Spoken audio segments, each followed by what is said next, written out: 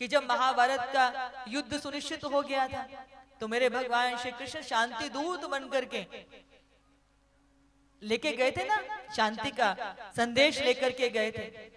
और जब जाकर के उन्होंने भरी सभा में दुर्योधन के सम्मुख उनको निमंत्रण दिया था कि बताओ कि पांडव तुम्हारे भाई हैं कि नहीं है, काका के पुत्र हैं कि नहीं है? बोले हैं।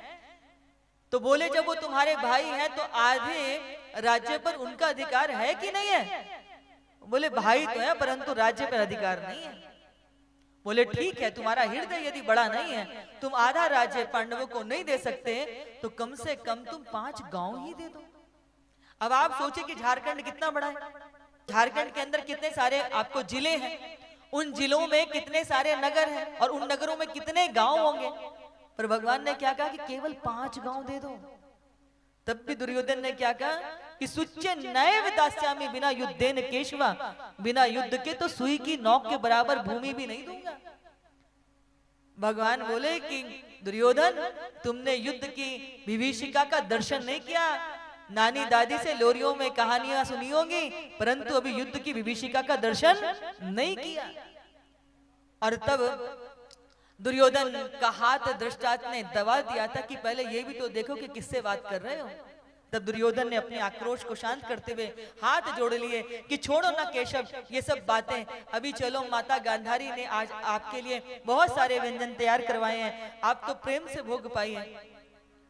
तब भगवान कृष्ण ने कहते हैं कि दुर्योधन हम 2 ही अवस्था में भोजन स्वीकार करते हैं, या तो पेट में क्षुधा हो, भूख हो, या फिर सामने वाले के पास भाव हो।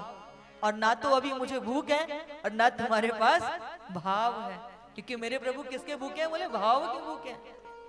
भाव का भूखा हूं मैं, भाव का ही सार है, और भाव से भजता मुझे स्वभाव से बेड़ा पार है। और वैसे भी बंधु हम भगवान को क्या अर्पित कर सकते हैं, हम क्या दे सकते हैं? हमारी क्या औकात है, क्या सामर्थ्य है हमारी? सारी सृष्टि परमात्मा की है, हम उसे क्या देंगे? केवल मात्र हमारे पास भाव होते हैं। वो एक क्या हुआ कि 2 मित्र थे, विद्यालय में पढ़े, उसके बाद पढ़ लिख करके चले गए, अलग अलग जगहों पर उनकी नौकरी लग गई। तो उनमें से एक मित्र उस नगर में पहुंचा जहां उसका मित्र रहता था। आज ये बड़ा खुश है कि बचपन के बाद पढ़ लिख करके दूर दूर चले गए, आज इतने दिनों के बाद अपने गुरुकुल के, अपने बचपन के मित्र के साथ में मेरी मुलाकात होगी, भेंट होगी। ये उसके घर पर पहुंचा तो ये अभी नौकरी से लौटकर आया नहीं था, बैठ के प्रतीक्षा कर रहा था। अब ये सोचने लगा कि मित्र के पास तो आया हूं परंतु खाली हाथ आया हूं, कुछ लेकर नहीं आया।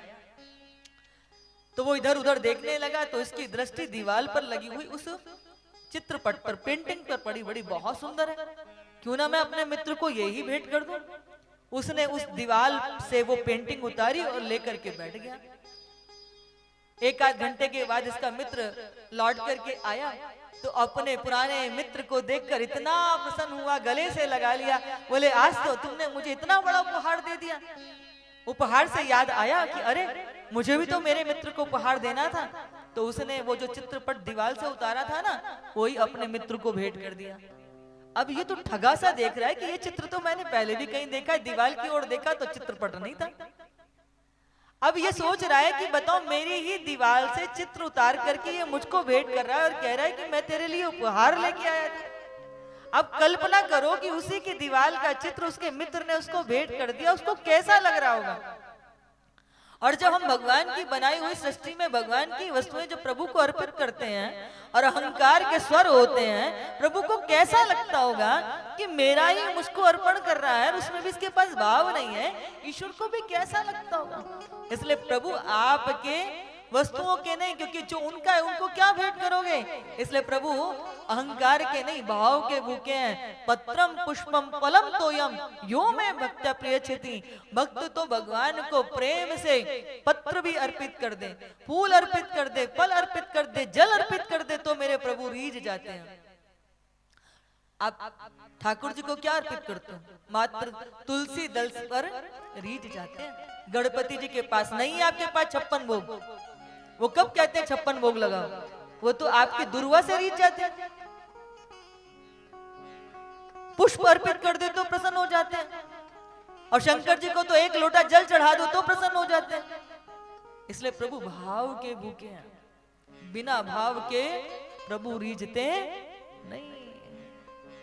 तो जब ये दुर्योधन के प्रस्ताव को ठुकरा देते हैं तो इनको जो याद आता है कि विदुरानी सदैव भावों में बुलाती है कि आओ नाथ, आओ ठाकुर, मेरे घर पर आकर के भोग ग्रहण करो, मेरी कुटिया को पावन करो। तो विदुर जी भी उस सभा में थे, तो दुर्योधन से कहते हैं वो कि वैसे भी आज मेरा निमंत्रण तो विदुरानी के घर पर है। विदुर जी ने सुन लिया ये ठाकुर की लीला बड़ी बलवती है, पता नहीं क्या कर ले, इनकी लीला को कोई समझ नहीं सकता, और घर में तो कुछ भी नहीं होगा, और मेरे कन्हैया तो वैसे भी मीठा मीठा खाते हैं। ये घर पहुंचे इससे पहले विदुर जी बाजार पहुंच गए, वहां से मक्खन मिश्री पेड़ा वो खरीदारी कर रहे हैं, लेकिन तब तक तो मेरे कन्हैया रथ पर सवार होकर के विदुरानी के घर की ओर चल रहे हैं, और घर से कुछ दूर अपने रथ को छोड़ दिया है, अपनी पनहिया पादुका उतार दी, नंगे पैर चल करके विदुरानी के घर जा रहे हैं। यानी कि अपने भक्त के घर को ठाकुर जी मंदिर की तरह, जब हम कहीं अर्चना करने जाते हैं, वंदना करने जाते हैं, यज्ञ में जाते हैं, कथा में जाते हैं, कहते हैं कि उस समय उस भाव से जितने पग हम पैदल चल के जाते हैं उतने कोटि यज्ञों का फल हमको प्राप्त होता है। तो मेरे प्रभु स्वयं भी नंगे पैर चल करके विदुरानी के घर पे जा रहे हैं, और विदुरानी क्या कर रही थी, वो घर में ठाकुर जी का स्मरण करके गीत गाते हुए स्नान कर रही थी। द्वार पर पहुंचे, पुकारने लगे काकी काकी काकी। काकी के कान में जब वह स्वर पड़ा तो काकी जो थी वो तो अपनी देह की सुधि भूल गई, और कि मैं स्नान कर रही हूँ, वस्त्र नहीं पहने, वो ऐसे काकी द्वार पर पहुंच गई। द्वार खोला, सामने ठाकुर जी समझ गए कि मेरे भक्त को होश नहीं, अपना अंगी उतार करके विदुरानी की काया को ढका। अब विदुरानी खड़ी देख रही है, आंखों से अश्रुपात होने लगा। कन्हैया बोले मैया को कोई होश नहीं है, हाथ पकड़ के भीतर लेके आए कि द्वार पर ही खड़ा रखेगी कि भीतर भी लेके चलेगी। विदुरानी आसन लेकर आई, आप यहाँ विराजो, नहीं नहीं ये अच्छा नहीं है, नहीं नहीं यहाँ अच्छा नहीं है, यहाँ अच्छा नहीं है, सारे आंगन में घुमा दिया। ठाकुर जी ने अपने हाथ से खुद ही आसन लेकर के अपना बिछा लिया। अब विदुरानी वहीं बैठ करके एक टक प्रभु के उस सुंदर रूप माधुर्य के उस सुधामृत का आस्वादन कर रही है। कन्हैया कहते हैं काकी देखती रहेगी कि कुछ खिलावेगी भी। अब तो काकी बोलती देखो मैं कैसी जड़ हूं कि ठाकुर जी बैठे हैं, कुछ खिलायो भी नहीं और भूखो बैठा रखो है। बाहर दौड़ करके गई, बगीचे में केले के फल लगे हुए थे, तो वो दौड़ करके केले के फल लेकर के आई और कन्हैया के पास बैठ करके उनको क्या कर रही है कि केले की गोट को दूर फेंक दे रही हैं और केले का छिलका प्रभु को अर्पित कर रही हैं। फल फेंक देती हैं अंदर का और छिलका अर्पित करते हैं, और मेरे प्रभु भी प्रेम से उसको पा रहे हैं। कहते हैं काकी बहुत सुंदर स्वाद है इसमें, बहुत मीठा स्वाद है यहाँ में। आज तेरे इस हाथ के स्वाद को पाकर मोकू तो यशोदा मैया की याद आ गई। कैसे मैया अपने हाथ से अपने लाला को बेजर की रोटी पे रख के माखन खिलाई करी,